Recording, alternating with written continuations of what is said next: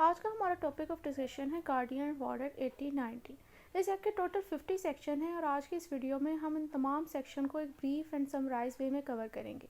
लेकिन इसके सेक्शन को स्टार्ट करने से पहले इस एक्ट के मतलब कुछ बेसिक इन्फॉर्मेशन है, लाइक इसकी नेचर ऑफ लॉ क्या है और इस कानून को बनाने का क्या मोटिव, क्या ऑब्जेक्टिव था, इसको डिस्कस करेंगे और उसके बाद फिर हम लोग इसके सेक्शन की तरफ जाएंगे।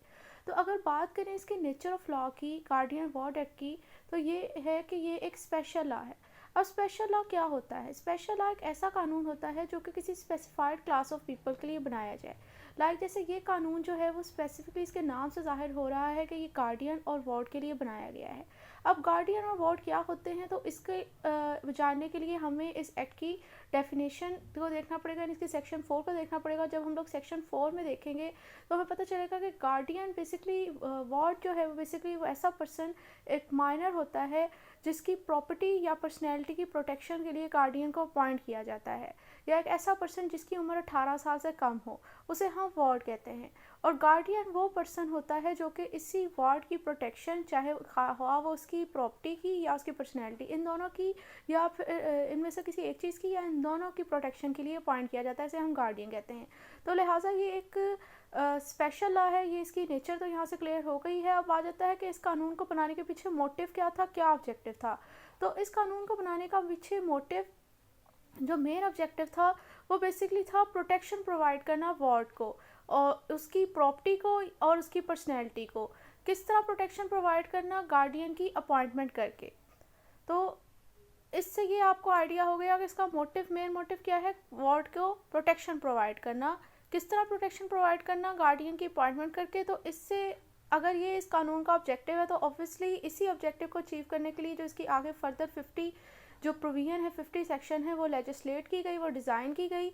और इस ऑब्जेक्टिव की बेस पे कि अगर इसका मोटिव ही वार्ड को प्रोटेक्शन प्रोवाइड करना है बाय अपॉइंटमेंट ऑफ गार्डियन, तो इससे हमें ये आइडिया क्लियर हो जाता है कि जो इसकी मेन सब्जेक्ट, जो मेन टॉपिक ऑफ डिस्कशन, जो major portion of this act है, वो ये 3 है। ये जो यहाँ पर स्क्रीन पर शो हो रहे हैं, ये 3 है जो इस एक्ट के मेजर सब्जेक्ट हैं, यानी major portion of this act है। यानी कि जो पूरा एक्ट जो है ना, जिसके अंदर जिस चीज़ की, जिसके बारे में इस पूरे एक्ट के अंदर बात की गई है, वो ये 3 पोर्शन है, यानी appointment and declaration of guardian, right and liabilities of guardian and termination of guardian.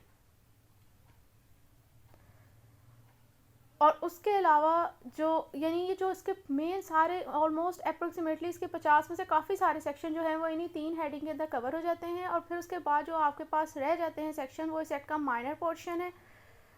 Like ये जो स्क्रीन पर शो हो रही है कि इसके टोटल सेक्शन क्या है, date of enactment, commencement, extension, इसकी नेचर ऑफ प्रोविजन क्या है सेक्ट की, और इसकी एक्सेप्शन सेविंग क्या है, डिस्ट्रिक्ट और हाई कोर्ट की पावर्स क्या हैं, ये भी इस एक्ट के अंदर ये सारी चीज़ें भी कवर की गई हैं। लेकिन जो मेन लाइन लाइट है, वो मेन लाइट जो है वो बेसिकली इन 3 हेडिंग्स पे है। यानी कि बिल्कुल इसी तरह है कि जैसे एक स्टोरी होती है और उसके अंदर एक होता है मेन कैरेक्टर और एक होता है साइड कैरेक्टर। तो मेन कैरेक्टर के बारे में स्टोरी होती है और साइड कैरेक्टर का भी रोल होता है स्टोरी में, लेकिन उसके ऊपर इतनी लाइट नहीं होती, स्पॉट लाइट नहीं होती। तो बिल्कुल इसी तरह इस एक्ट का जो मेन टॉपिक ऑफ डिस्कशन है, जो इसका मेजर पार्ट है, वो ये 3 हेडिंग है। और जो बाकी इसका जो ये पोर्शन रह जाता है, जो इसके सेक्शंस कवर नहीं हो पाते, वो इसका माइनर पोर्शन है। वो उसमें ये 7-8 हेडिंग्स आ जाती हैं जो इसमें कवर होंगी। मेजर पोर्शन में इसका इसलिए इसको कह रही हूँ क्योंकि हम लोगों ने कहा कि इसका जो ऑब्जेक्ट है इस कानून को बनाने का, वो वार्ड को प्रोटेक्शन प्रोवाइड करना है। और किस तरह प्रोटेक्शन प्रोवाइड करना है? गार्डियन की अपॉइंटमेंट से, गार्डियन को अपॉइंट करने के बाद। तो लिहाजा इस एक्ट के अंदर जो चीज़ें डिस्कस की गई हैं कि जब हम लोगों ने उसको प्रोटेक्शन प्रोवाइड करनी है गार्डियन की अपॉइंटमेंट करके, तो जाहिर सी बात है जो मेजर पोर्शन है इस एक्ट का, जो इस एक्ट के अंदर जो चीज़ें डिस्कस की गई हैं, वो फिर गार्डियन के हवाले से ही हैं। लाइक पहले इसको डिस्कस किया हुआ है कि गार्डियन की अपॉइंटमेंट किस तरह होती है। दूसरे में फिर जब उसकी अपॉइंट हो जाती है तो ऑब्वियसली अपॉइंटमेंट उनके पास, किसी के पास कुछ राइट्स और लाइबिलिटीज़ आएंगी। तो फिर बाद में सेट के अंदर कुछ पोर्शन में हमें इसकी राइट और लाइबिलिटीज़ डिस्कस की हुई नज़र आएंगी। और एट दी एंड जो है वो, अगर अब ये अपनी फंक्शन को सही से परफॉर्म नहीं करता तो इस गार्डियन को हटाया जाएगा। तो फिर उसकी जो है वो टर्मिनेशन, यानी mode of termination of guardian इस सेट के अंदर डिस्कस किए गए हैं। अब हम लोग 1 बाय 1 इसके पहले मेजर पोर्शन को डिस्कस कर लेते हैं, फिर at the end of the video हम लोग इसके माइनर पोर्शन की तरफ जाएंगे। मेजर पोर्शन में मैंने कहा कि इसमें 3 हेडिंग आती हैं। तो पहली हेडिंग जो है वो अपॉइंटमेंट डिक्लेरेशन ऑफ गार्डियन है, इसको कवर कर लेते हैं। लेकिन और इधर हम लोगों ने दो चीज़ें डिस्कस करनी है, एक इसकी रेलेवेंट प्रोविजन और दूसरा जो है वो procedure of appointment. Relevant provision में ये जो टोटल सेक्शन शो हो रहे हैं स्क्रीन पर, ये टोटल 17 सेक्शन है जो इस एक हेडिंग के अंदर कवर हो जाते हैं। और नेक्स्ट फिर हम लोगों ने प्रोसीजर ऑफ अपॉइंटमेंट डिस्कस करना है, लेकिन इससे पहले, इसको कवर करने से पहले ये जो अपॉइंटमेंट और डिक्लेरेशन का टर्म्स शो हो रही हैं, इनके दरमियान का डिफरेंस क्लियर कर लेते हैं, क्योंकि जब हम लोग बेयर एक्ट से इसको स्टडी करेंगे इस एक्ट को, तो आपको बार बार नज़र आएगा कि गार्डियन के साथ कहीं जगह पर लफ्ज़ यूज़ हो रहा होगा अपॉइंटमेंट ऑफ गार्डियन, और किसी जगह पर इस्तेमाल हो रहा होगा डिक्लेरेशन ऑफ गार्डियन। तो बेसिकली इसमें अपॉइंटमेंट और डिक्लेरेशन के अंदर क्या फ़र्क है? तो इसमें फ़र्क ये है कि अपॉइंटमेंट का वर्ड तब यूज़ होता है कि जब एक पर्सन जो कि गार्डियन को अपॉइंट करने के लिए दरख्वास्त दे रहा है, वो एप्लीकेंट, और जिस पर्सन को वो दरख्वास्त में नॉमिनेट कर रहा है कि इसको गार्डियन अपॉइंट किया जाए, वो प्रपोज गार्डियन, जब वो दोनों पर्सन अपोजिट हों, और जब उस दरख्वास्त के ऊपर कोई कोर्ट गार्डियन अपॉइंट करती है, तो उसको हम कहते हैं अपॉइंटमेंट। यानी कि जब एप्लीकेंट और प्रपोज गार्डियन दोनों ही अलग पर्सन हों।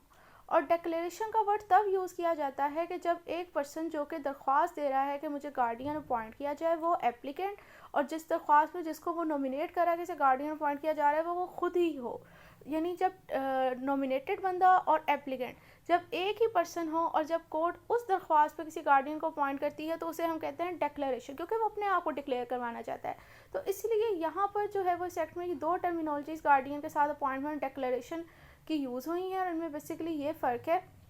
अब आई होप ये पॉइंट क्लियर हो गया होगा। अब हम इस हेडिंग को स्टार्ट करते हैं, appointment and declaration of guardian को। तो मैंने कहा कि यहाँ पर दो चीज़ें हम लोगों ने डिस्कस करनी है, एक तो रेलेवेंट प्रोविजन और दूसरी है procedure of appointment. Relevant provision की जब हम बात कर रहे हैं, तो ये टोटल 17 सेक्शन है जो कि स्क्रीन पर शो हो रहे हैं, कि जो इस एक हेडिंग में अपॉइंटमेंट डिक्लेरेशन ऑफ गार्डियन में कवर हो रहे हैं। बाकी आ जाता है प्रोसीजर ऑफ अपॉइंटमेंट।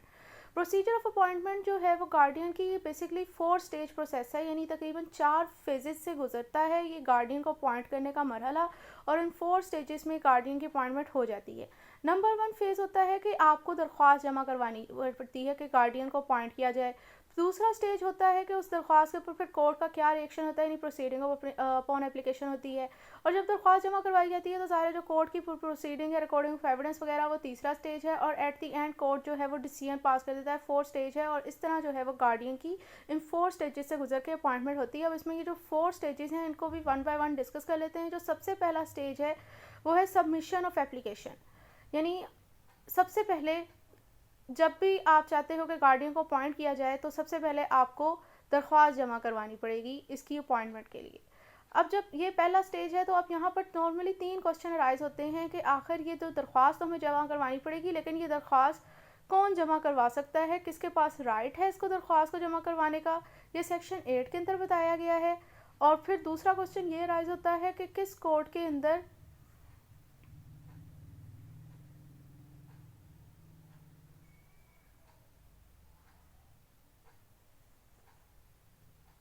सेकंड चीज़ ये है कि किस कोर्ट के अंदर जो है वो दरख्वास्त दी जाएगी, मतलब किस कोर्ट के पास जुरिस्डिक्शन है इस दरख्वास्त को एंटरटेन करने की, ये सेक्शन 9 के अंदर फिर डिस्कस किया गया है। एंड थर्ड थिंग ये है कि आखिर ये जो दरख्वास्त आप लोग दोगे, तो उस दरख्वास्त का क्या कंटेंट होना चाहिए, उसमें आपने क्या लिखना है, और उस दरख्वास्त का क्या फॉर्मेट होना चाहिए, सेक्शन 10 के अंदर बताया गया है। तो अब इसे साइड बाय साइड अब हम तीनों चीज़ों को डिस्कस कर लेते हैं। तो जब हमने कहा कि कौन बंदा दरख्वास्त दे सकता है, किस पर्सन के पास राइट होता है इस दरख्वास्त को देने का, तो सेक्शन 8 के अंदर कब बताया गया है। तो ये नॉर्मली 4 पर्सन हैं जो कि ये दरख्वास्त दे सकते हैं। नंबर 1 तो कोई भी वार्ड का, माइनर का जो फ्रेंड है या रिलेटिव, एक तो ये पर्सन दरख्वास्त दे सकता है। नंबर 2 वो पर्सन जो कि गार्डियन अपॉइंट होना चाहता है, यानी इसकी डिज़ायर है कि उसे गार्डियन अपॉइंट किया जाए, एक ये पर्सन दरख्वास्त दे सकता है। और नंबर 3 जो है वो कलेक्टर है डिस्ट्रिक्ट का या लोकल एरिया का, जिसकी लोकल लिमिट ऑफ जुरिस्डिक्शन में माइनर या तो खुद रिजाइड करता है या फिर उसकी प्रॉपर्टी एग्जिस्ट करती है, एक ये पर्सन दरख्वास्त दे सकता है। और नंबर 4 वो कलेक्टर है जो उसी क्लास, जिसकी अथॉरिटी है उस क्लास के हवाले से जिस क्लास से माइनर बिलोंग करता है। तो ये नॉर्मली 4 पर्सन हैं जो कि गार्डियन अपॉइंट होने के लिए दरख्वास्त दे सकते हैं अंडर सेक्शन 8। अब आ जाता है कि किस कोर्ट के अंदर ये दरख्वास्त दायर की जाएगी, किस कोर्ट के पास जुरिस्डिक्शन है इस एप्लीकेशन को जो सेक्शन 8 के अंदर जमा की जा रही करवाई जा रही है इसको एंटरटेन करने की। तो इसका आंसर आपको मिलेगा सेक्शन 9 के अंदर। और जब हम सेक्शन 9 में देखते हैं, तो वहाँ पर कोर्ट के हवाले से 2 पॉसिबिलिटी हैं। यानी एक तो गार्डियन फॉर प्रॉपर्टी के हवाले से कोर्ट की पॉसिबिलिटी है और एक guardian for personality of ward के हवाले से कोर्ट की पॉसिबिलिटी है। ऐसा इसलिए है क्योंकि गार्डियन जो है दो चीज़ों के लिए वार्ड की अपॉइंट होता है, या तो उसकी प्रॉपर्टी के लिए या तो उसकी पर्सनैलिटी के लिए। तो लिहाजा जब गार्डियन दो चीज़ों के लिए अपॉइंट होता है तो फिर ऑब्वियसली कोर्ट के हवाले से भी हमारे पास दो ऑप्शन है। तो हम लोग कह रहे हैं कि जब गार्डियन की दरख्वास्त दी जा रही है उसकी प्रॉपर्टी के हवाले से आप गार्डियन अपॉइंट होना जब आप उसकी पर्सनैलिटी के हवाले से गार्डियन अपॉइंट होना चाहते हो, तो इस सिचुएशन में हम लोग उस कोर्ट के अंदर दरख्वास्त जमा करवाएंगे जिस कोर्ट की लोकल लिमिट ऑफ जुरिस्डिक्शन के अंदर वो वार्ड रहता है, उसकी अपनी रेजिडेंस है। और जब हम लोग उसकी प्रॉपर्टी के हवाले से दरख्वास्त जमा करवाएंगे कि हम उसके हवाले से गार्डियन अपॉइंट होना चाहते हैं, तब आपके पास अगेन दो ऑप्शन होंगे कोर्ट के। तब आप किसी ऐसे कोर्ट में भी जमा करवा सकते हो जहां जिसकी लोकल लिमिट ऑफ जुरिस्डिक्शन में गार्डियन रहता है, या किसी ऐसे कोर्ट में भी जमा करवा सकते हो जहां पर उसकी प्रॉपर्टी जिस कोर्ट की लोकल लिमिट ऑफ जुरिस्डिक्शन में प्रॉपर्टी सिचुएट करती है। यानी प्रॉपर्टी के हवाले से आपके पास दो कोर्ट के ऑप्शन है। लेकिन जब आप लोग उसकी पर्सनैलिटी के गार्डियन अपॉइंट होना चाहते हो वार्ड की, तब आपके पास एक ही ऑप्शन है कोर्ट का कि उस कोर्ट में जमा करवाई जाएगी जिस कोर्ट की जुरिस्डिक्शन के अंदर वार्ड की रेजिडेंस है। अब आ जाता है कि वो जो दरख्वास्त आप जमा करवाओगे गार्डियन अपॉइंट होने के लिए, उस दरख्वास्त का क्या फॉर्मेट और क्या कंटेंट होना चाहिए, तो उसके बारे में सेक्शन 10 के अंदर बताया गया है। और जब सेक्शन 10 को हम देखते हैं तो वहाँ पर हमें अगेन दो सिनेरियो मिलते हैं फॉर्मेट और कंटेंट के हवाले से। यानी कि जब अगर ये दरख्वास्त देने वाला जो एप्लीकेंट है जब वो कलेक्टर होगा तब क्या फॉर्मेट और कंटेंट होगा दरख्वास्त का, और जब अगर ये जो दरख्वास्त जो है वो सबमिट करवा रहा है वो ऐसा कोई पर्सन जो कि कलेक्टर नहीं है, तो उसके हवाले से जो कंटेंट और फॉर्मेट है वो एप्लीकेशन का वो डिफरेंट बताया गया है। तो वन बाय वन जो है वो हम लोग इन दोनों का डिस्कस कर लेते हैं। कि सबसे पहले हम डिस्कस करेंगे जब एप्लीकेंट जो है वो कलेक्टर नहीं है। तो जब ऐसा पर्सन जो कि कलेक्टर नहीं है जब वो ये दरख्वास्त जमा करवा रहा होता है, तो इस सिचुएशन में इस दरख्वास्त का फॉर्मेट क्या होना चाहिए, पहले फॉर्मेट को डिस्कस कर लेंगे और फिर उसके बाद हम लोग कंटेंट की तरफ आ जाते हैं। तो फॉर्मेट जो है वो इस दरख्वास्त का उस सिचुएशन में होना चाहिए किस तरह का, तो फॉर्मेट ये है कि वो एक पेटिशन की फॉर्म में होना चाहिए ये दरख्वास्त जब एप्लीकेंट जो है वो कलेक्टर नहीं है। सेकेंडली उसका जो कंटेंट है उस पेटिशन का वो सेम वही होना चाहिए जो कि सेक्शन 10 के अंदर कंटेंट बताया गया है कि उस पेटिशन में क्या क्या चीज़ें होनी चाहिए, वो सारी चीज़ें उसके अंदर होनी चाहिए।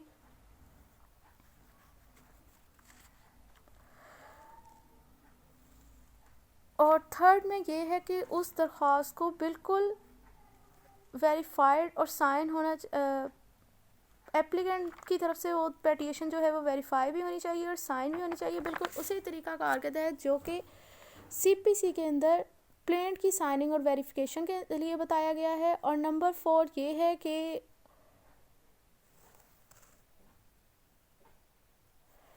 उस एप्लीकेशन के साथ जो है वो गार्डियन की डिक्लेरेशन लगी होनी चाहिए। डिक्लेरेशन किस चीज़ के बारे में, इस चीज़ के बारे में कि जो पर्सन गार्डियन अपॉइंट होने के लिए दरख्वास्त जमा करवा रहा है उसकी विलिंगनेस है कि हाँ वो गार्डियन अपॉइंट होना चाहता है। तो इस दरख्वास्त के साथ उसकी डिक्लेरेशन भी अटैच होनी चाहिए और उस डिक्लेरेशन को एप्लीकेंट के भी उस पर साइन होने चाहिए और कम से कम 2 गवाहों के से भी वो अटेस्टेड होनी चाहिए। यानी कि जब एक पर्सन जो कि कलेक्टर नहीं है जब वो ये दरख्वास्त जमा करवा रहा है कि मुझे गार्डियन अपॉइंट किया जाए, तो उस टाइम फॉर्मेट में 5 चीज़ें होनी चाहिए। 5 चीज़ें होनी चाहिए उस दरख्वास्त के फॉर्मेट में।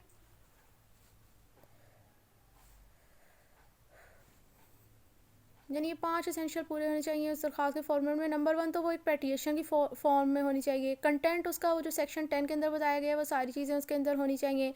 फिर उसे साइन और वेरीफाई किया हो एप्लीकेंट ने बिल्कुल उसी तरीका कार के तहत जो कि सीपीसी के अंदर प्लेंट को साइन और वेरिफिकेशन के लिए बताया गया है। उस पेटिशन के साथ एक डिक्लेरेशन लगी हुई हो उस एप्लीकेंट की, उस प्रपोज गार्डियन की कि हाँ वो गार्डियन अपॉइंट होना चाहता है, और डिक्लेरेशन पर जो है वो फिर आगे उस एप्लीकेंट के और कम से कम 2 गवाहों के इसके साइन उन्होंने टेस्ट किया हो 2 गवाहों ने और एप्लीकेंट के साइन हो। तो ये तो उसका फॉर्मेट हो गया। अब कंटेंट की अगर हम बात करें कि जो पर्सन जब वो कलेक्टर नहीं है और वो गार्डियन अपॉइंट होना चाहता है, जो दरख्वास्त दे रहा है, तो उसकी दरख्वास्त की जो है वो कंटेंट क्या होना चाहिए, मतलब उसकी दरख्वास्त में, उसकी पेटिशन में क्या क्या चीज़ें होनी चाहिए। तो टोटल 12 आइटम हैं जो कि उसकी पेटिशन के अंदर मौजूद होने चाहिए। नंबर 1 तो है कि उसमें मेंशन हो जो माइनर है जिसके लिए वो गार्डियन अपॉइंट होना चाहता है, उस माइनर का नेम, उसका सेक्स, उसका रिलीजन, उसकी डेट ऑफ बर्थ और उसकी ऑर्डिनरी रेजिडेंस। और सेकंड चीज़ ये है कि अगर जिस वार्ड के लिए, जिस माइनर के लिए वो गार्डियन अपॉइंट होना चाहता है वो फीमेल है और अगर वो मैरिड भी है, तो अब इस सिचुएशन में पेटिशन के अंदर होना चाहिए उसके हस्बैंड का नाम, यानी उस माइनर के हस्बैंड का नाम और उसकी एज।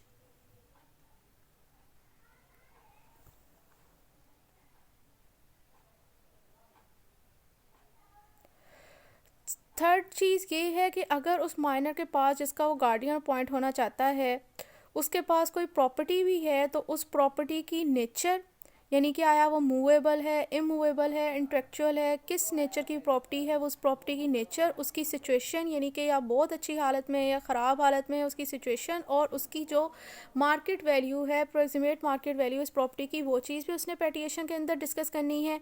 और नंबर 4 चीज़ जो है वो ये है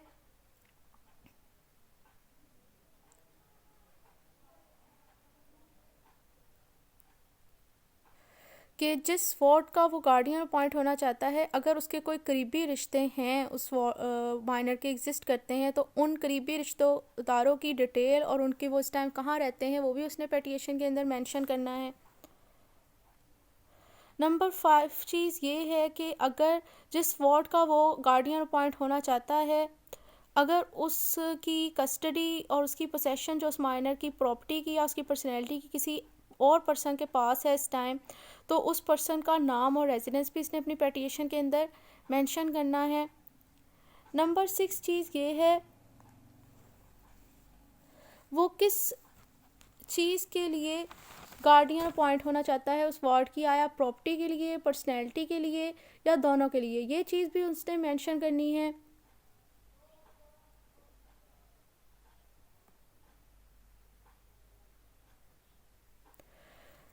नंबर 7 ये कि अगर तो इस वार्ड की, जिसके लिए वो गार्डियन अपॉइंट होना चाहता है, उसकी लिए पहले ही उसकी पर्सनैलिटी या उसकी प्रॉपर्टी के लिए पहले ही किसी कोर्ट के अंदर गार्डियन अपॉइंट होने की कोई प्रोसीडिंग जो है वो की जा चुकी है, और अगर की जा चुकी है तो उसका कोर्ट का क्या रिज़ल्ट आया था उसके बारे में, ये चीज़ भी उसने मेंशन करनी है अपनी पेटिशन के अंदर।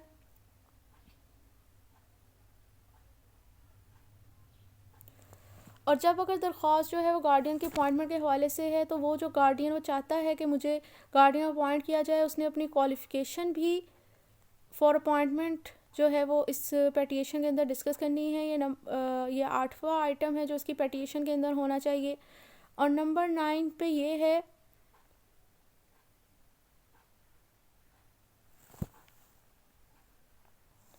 कि अगर उस वार्ड जिसके लिए वो गार्डियन अपॉइंट होना चाहता है, उसकी पर्सनैलिटी या प्रॉपर्टी या दोनों के लिए अगर कोई गार्डियन का भी अपॉइंट हो चुका है, तो उसकी चीज़ को भी उसने मेंशन करना है।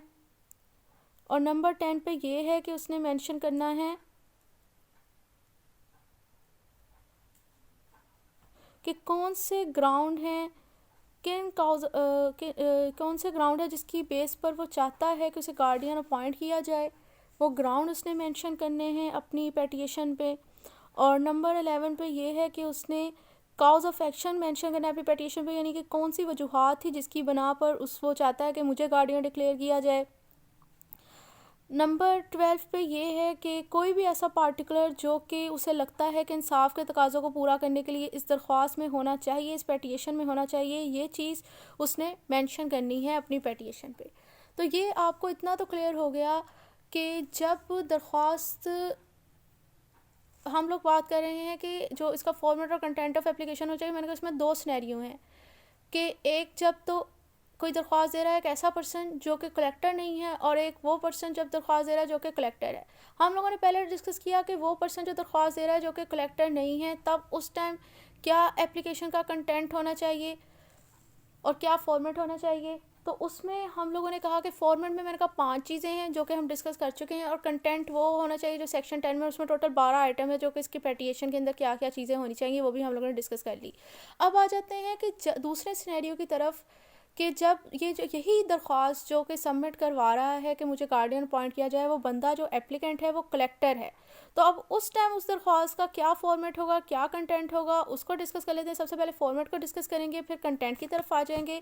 तो हम लोगों ने कहा कि जब एक पर्सन जो कि गार्डियन अपॉइंट होना चाहता है वो कलेक्टर है, वो जब दरख्वास्त जमा करवा रहा है, तो इस सिचुएशन में जो इसका फॉर्मेट होता है, इस टाइम भी जो है वो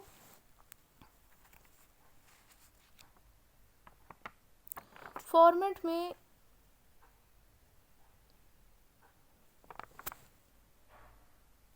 पांच चीज़ें ही होना ज़रूरी हैं। इस टाइम में फॉर्मेट में 5 चीज़ें ही होना ज़रूरी हैं। सबसे पहली तो ये चीज़ है कि इस टाइम जो है ना, वो इस दरख्वास्त का फॉर्मेट जो है वो एक लेटर की फॉर्मेट में होना चाहिए, यानी पेटिशन की फॉर्म में नहीं होना चाहिए।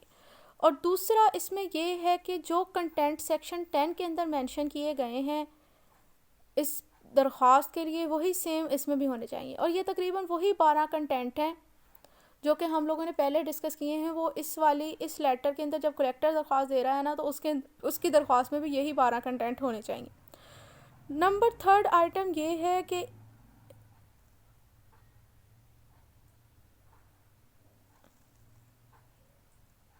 ये लेटर जो है वो आपने या तो कोर्ट में पोस्ट कर देना है, या फिर किसी भी जो तरीक़ाकार आपको बेहतर लगे, जो आपको आसान हो, उस तरह आपने कोर्ट में ये पहुंचाना है। नंबर 4 ये है कि इस लेटर के साथ भी जो है वो कलेक्टर की डिक्लेरेशन अटैच होनी चाहिए। डिक्लेरेशन इसी चीज़ के बारे में कि हाँ भाई, मैं गार्डियन अपॉइंट होना चाहता हूँ, मैं विलिंग हूँ कि मुझे गार्डियन अपॉइंट किया जाए। नंबर 5 यही है कि इस डिक्लेरेशन को इस कलेक्टर ने यानी एप्लीकेंट ने साइन किया हो, और कम से कम 2 गवाहों ने इसको अटेस्ट किया हो। तो ये अब आपको क्लियर हो गया कि पहला स्टेज जो है वो गार्डियन की अपॉइंटमेंट करवाने के लिए ये है कि हमें पहले दरख्वास्त जमा करवानी पड़ती है। जब हम दरख्वास्त जमा करवाते हैं तो वहाँ पर 3 पॉसिबिलिटीज़ अराइज होती हैं कि आया ये दरख्वास्त कौन जमा करवाएगा। हम लोगों ने सेक्शन 8 में डिस्कस कर लिया कि नॉर्मली 4 पर्सन हैं जो कि ये दरख्वास्त जमा करवा सकते हैं। फिर उसके बाद आ जाता है कि किस कोर्ट के अंदर ये दरख्वास्त जमा करवाई जाएगी, तो उसके लिए सेक्शन 9 में बताया गया है कि जब आप लोग गार्डियन 2 पॉसिबिलिटी डिस्कस की गई है कि जब गार्डियन ऑफ प्रॉपर्टी के लिए हम लोग दरख्वास्त जमा करवाएं, तब हमारे पास कोर्ट के लिए लिहाज से 2 ऑप्शन है, और जब हम लोग वार्ड के पर्सनैलिटी के वाले से गार्डियन अपॉइंट होना चाहते हैं तब हमारे पास सिर्फ एक ही कोर्ट का ऑप्शन है। तो कोर्ट का भी डिस्कस हो गया कि किस कोर्ट में दरख्वास्त जमा करवाई जाएगी। फिर तीसरा क्वेश्चन ये था कि वो जो दरख्वास्त जमा करवानी है उस दरख्वास्त का क्या कंटेंट होना चाहिए और उस दरख्वास्त का क्या फॉर्मेट होना चाहिए। तो सेक्शन 10 के अंदर बताया जा रहा है, जहाँ पर अगेन 2 सिनेरियो हैं कि जब एक दरख्वास्त जो एप्लीकेंट है वो कलेक्टर नहीं है तब फॉर्मेट और कंटेंट अलग है, और जब जो एप्लीकेंट है वो कलेक्टर है तब फॉर्मेट और कंटेंट अलग है। तो फॉर्मेट में भी तकरीबन दोनों के टाइम ही 5-5 चीज़ें हैं, वो भी हम लोगों ने डिस्कस कर ली। और कंटेंट में टोटल 12 आइटम है कि वो जब वो एप्लीकेंट जो है वो कलेक्टर नहीं है उसकी पेटिशन होती है, उसके कंटेंट में 12 आइटम होने चाहिए जो सेक्शन 10 में बताए हुए हैं। और जब वो कलेक्टर की दरख्वास्त जमा करवा रहा है तो उसका तो लेटर होता है, उसके लेटर में भी वही तकरीबन कंटेंट में 12 आइटम होने चाहिए जो कि सेक्शन 10 में बताए हुए हैं। तो लिहाजा ये आपका पहला स्टेज तो है जो कि कंप्लीट हो गया, कि जब आप लोग चाहते हो कि कोई गार्डियन अपॉइंट किया जाए फॉर वार्ड, आया उसकी पर्सनैलिटी के लिए या उसकी प्रॉपर्टी के लिए, तो हमें एक दरख्वास्त जमा करवानी पड़ती है। अब जब कि पहला स्टेज कंप्लीट हो जाता है कि दरख्वास्त सबमिट हो गई, दरख्वास्त आपने सबमिट करवा दी, तो अब आ जाते हैं दूसरे स्टेज पर जो कि है प्रोसीडिंग अपॉन एप्लीकेशन, जो कि सेक्शन 11 के अंदर ये सारी चीज़ डिस्कस की गई है। अब जाहिर सी बात है, जब आप दरख्वास्त जमा करवाओगे तो इसके ऊपर 2 कंसिक्वेंस होंगे। या तो आपकी दरख्वास्त रिजेक्ट हो जाएगी या फिर आपकी दरख्वास्त एक्सेप्ट हो जाएगी। अगर तो आपकी दरख्वास्त रिजेक्ट हो जाती है तो इस सिचुएशन के अंदर फर्दर आगे कोई प्रोसीडिंग नहीं स्टार्ट की जाएगी, यानी रोला ही ख़त्म हो जाएगा। और दूसरी स्टेज है कि एडमिशन ऑफ एप्लीकेशन। अगर आपकी दरख्वास्त एक्सेप्ट हो जाती है तो जाहिर सी बात है अब कोर्ट जो है वो फॉलोइंग एक्शन लेगी। ये नॉर्मली 5 एक्शन है जो कि अगर आपकी दरख्वास्त एक्सेप्ट हो जाती है तो कोर्ट लेती है, जो कि सेक्शन 11 में बताया गया है। नंबर 1 तो ये है कि कोर्ट आपकी दरख्वास्त को एडमिट कर लेगी कि हाँ ये हमने एक्सेप्ट कर ली। दूसरा एक्शन ये है, कोर्ट ये लेगी कि वो एक डेट ऑफ हियरिंग फ़िक्स कर देगी, और थर्ड ये है कि कोर्ट आपका जो है वो नोटिस जारी कर देगी इस दरख्वास्त के बारे में और डेट ऑफ हियरिंग के बारे में। अब जब हम तीसरे एक्शन में बात करें कि कोर्ट जो है वो नोटिस जारी करती है, तो उसमें फर्दर आगे 3 क्वेश्चन अराइज हो जाते हैं कि आखिर ये नोटिस किसे जारी किया जाएगा, किसे सर्व किया जाएगा। और अब हम लोगों ने जैसे पढ़ा कि कलेक्टर भी एप्लीकेंट हो सकता है, तो फिर कलेक्टर को कब नोटिस जारी किया जाएगा और इस नोटिस को सर्व करने का क्या मैनर होगा। तो पहले इन क्वेश्चन को डिस्कस कर लेते हैं, फिर फर्दर है जो आगे 2 एक्शन है कोर्ट के, जो कोर्ट दरख्वास्त एक्सेप्ट करती है, उनको बाद में डिस्कस करेंगे। तो पहला ये है कि किसको कोर्ट जो है ये नोटिस जारी करेगी। तो ये 4 पर्सन है जिनको कोर्ट जो है वो नोटिस जारी करती है। नंबर 1 तो है माइनर के पेरेंट्स को, कि अगर वो पाकिस्तान में रहाइश करते हैं तो फिर इस सिचुएशन में सबसे पहला नोटिस जो इस दरख्वास्त का जाएगा उस वार्ड के पेरेंट्स को ही जाएगा। सेकंड नोटिस उन लोगों को जाएगा जिनको इस दरख्वास्त के अंदर नॉमिनेट किया है कि इसको इस वार्ड की प्रॉपर्टी या पर्सनैलिटी के लिए गार्डियन अपॉइंट किया जाए। दूसरा नोटिस इनको कोर्ट देगी, लेकिन इसकी यहाँ पर एक्सेप्शन ये है कि अगर जो पर्सन जिन्होंने खुद को नॉमिनेट किया हुआ है ये खुद ही एप्लीकेंट हैं कि इन्हें गार्डियन अपॉइंट किया जाए, अगर तो दरख्वास्त करने वाले यही हैं तो अब इस सिचुएशन में तो इन्हें नोटिस नहीं जाएगा। लेकिन अगर ये दरख्वास्त करने वाले खुद नहीं हैं तो इस सिचुएशन में इनको नोटिस जाएगा। नंबर 3 पर्सन इनको नोटिस जाएगा जिनकी कस्टडी में, जिनकी पोसेशन में वार्ड खुद है या फिर उसकी प्रॉपर्टी है, तो तीसरा नोटिस इन लोगों को जाएगा। और 4 नोटिस उन लोगों को जाएगा जिनको कोर्ट बेहतर समझती है कि इनको नोटिस जाना चाहिए। तो ये 4 लोग हैं जिनको ये कोर्ट जो है वो नोटिस देती है। अब आ जाता है कि ये नोटिस कलेक्टर को कब दिया जाता है, इस क्वेश्चन को डिस्कस कर लेते हैं। तो दूसरा सवाल ये है कि कलेक्टर को कब ये नोटिस जारी किया जाता है। तो कलेक्टर को ये नोटिस तब जारी किया जाता है, इसकी 2 पॉसिबिलिटी है। नंबर 1 तो ये कि अगर तो कलेक्टर की लोकल लिमिट ऑफ जुरिस्डिक्शन में माइनर की रेजिडेंस है, तो ऐसे कलेक्टर को जिसकी डिस्ट्रिक्ट के अंदर उसकी रेजिडेंस है माइनर की, उस कलेक्टर को ये नोटिस जारी किया जाएगा। और सेकेंडली ये कि अगर ऐसा कलेक्टर है जिसकी लोकल लिमिट ऑफ जुरिस्डिक्शन में जो सेक्शन 10 के अंदर प्रॉपर्टी का कोई भी पोर्शन उन्होंने डिस्कस किया है वो एग्जिस्ट करता है, तो अब इस सिचुएशन में उसके इलाके में जो कि इस प्रॉपर्टी का कोई भी पोर्शन एग्जिस्ट करता है तो इस कलेक्टर को भी नोटिस जारी किया जाएगा। यानी ये 2 सिचुएशन है जब आप लोग कलेक्टर को ये नोटिस देना होता है, आपको उसको आप लोग नोटिस जारी करते हो। अब थर्ड क्वेश्चन ये आ जाता है कि इस नोटिस को सर्व करने का क्या तरीकाकार होना चाहिए, किस मैनर में सर्व किया जाएगा। तो इसका मैनर जो है वो बेसिकली सेम वही है जिस तरह जो CPC के अंदर समन वगैरह को जारी करने का तरीकाकार नहीं बताया हुआ, वही सेम इसका तरीकाकार है इसको भी नोटिस को भी देने का। अब आ जाता है 4 एक्शन कि जब कोर्ट जो है वो एप्लीकेशन एक्सेप्ट करती है तो तब फिर कोर्ट क्या करती है। तो नंबर 4 पे है कि कोर्ट जो है वो इसे इशू तो कर दिया इस नोटिस को, अब वो इस नोटिस को पोस्ट करेगी। अब पोस्ट कहाँ करेगी, पोस्ट या एक तो जो उसका कोर्ट हाउस का कोई कॉन्स्पिशियस पार्ट है यानी कोई नुमाया हिस्सा है तो वहाँ पर लगा देगी। दूसरा जो माइनर की रेजिडेंस वाली जगह है उधर इसको नोटिस को पोस्ट कर दिया जाएगा।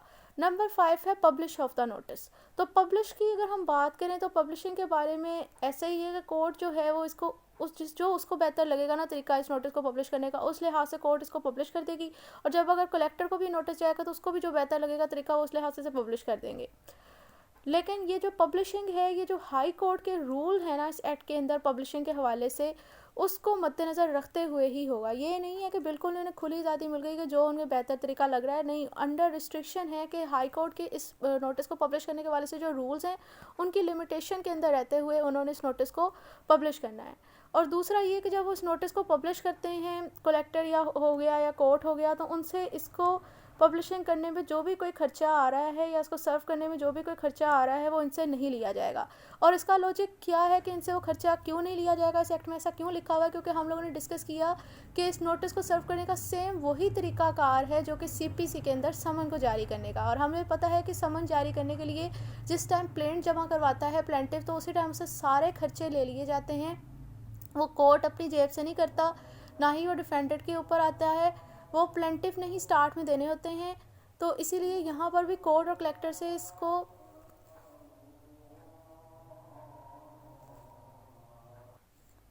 तो इसीलिए यहाँ पर भी यही है कि कोर्ट से और कलेक्टर से इस नोटिस को पब्लिश करने पर और इसको इसको पब्लिश कराने पर जो है वो कोई भी खर्चा उनकी जेब से नहीं दिया जाता। ये बेसिकली जो एप्लीकेंट है वो ही देता है।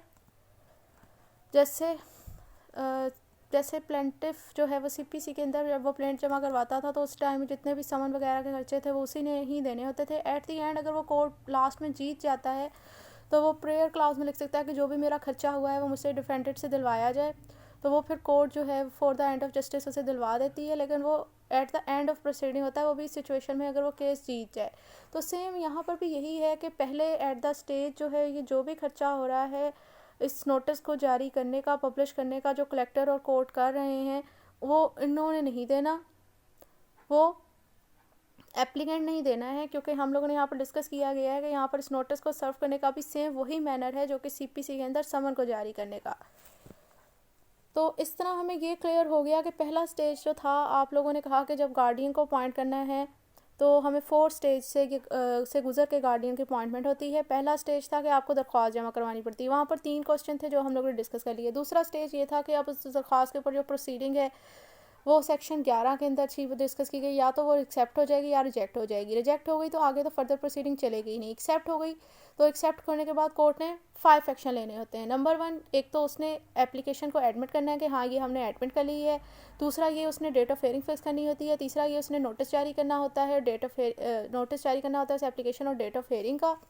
4 ये है कि उसने उस नोटिस को जो है वो पोस्ट करना होता है। और नंबर 5 में जो है वो इस नोटिस की पब्लिकेशन करनी होती है। अब ये आपके पास दूसरा स्टेज भी कंप्लीट हो गया गार्डियन की अपॉइंटमेंट के हवाले से। अब आ जाते हैं तीसरे स्टेज